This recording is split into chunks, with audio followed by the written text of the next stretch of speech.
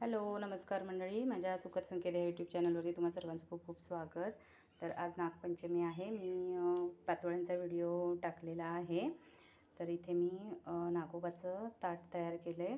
तर इथे आहे दही भात आणि त्याच्यावरती साखर टाकलेली आहे. तर साखर वितळली आहे आणि प्लेन बटाट्याची भाजी, याच्यामध्ये कांदा लसूण काहीच नाही. आणि हे गोड पातोळ्या. इथं देवाचं पण काढून ठेवलेलं आहे आणि पान आधी देवाला दाखवणार आणि मग मी वारुळाला जाणार आहे.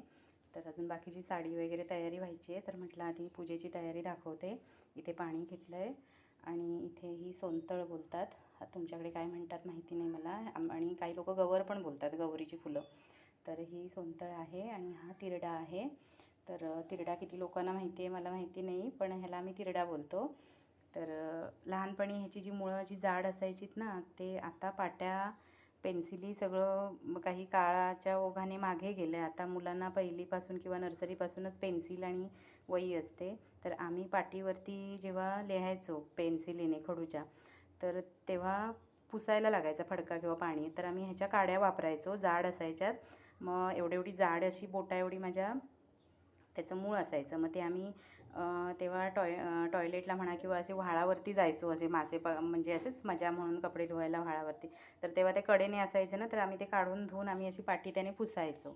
तर हे कोणी कोणी केलं आहे ते मला नक्की सांगा. तर आता इथे साखर घेतली आहे. इथे मी जोंधळ्याच्या लाह्या घेतल्या आहेत. त्यानंतर दूध आहे. इथे दही आहे. दही मी काल लावलं होतं नैवेद्यासाठी खास.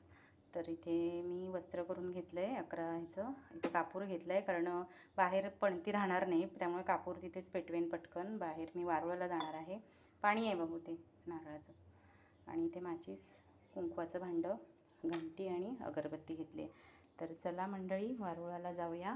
तिथे पण पूजा झाली की, कारण मोबाईल पकडायला कोणी नाही आहे, मुलगा गेला आहे स्कूलमध्ये, त्यामुळे बारका आहे छोटा. तर पूजा करीन आणि मग तुम्हाला मी पूजेचं ठिकाण आणि तेव्हाच तो व्हिडिओ घेईन आणि या व्हिडिओला कनेक्ट करेन. तर ह्या मंडळी फुलांना तुमच्याकडे काय म्हणतात हे मला नक्की कमेंट्स करून सांगा. भेटू पूजेनंतर.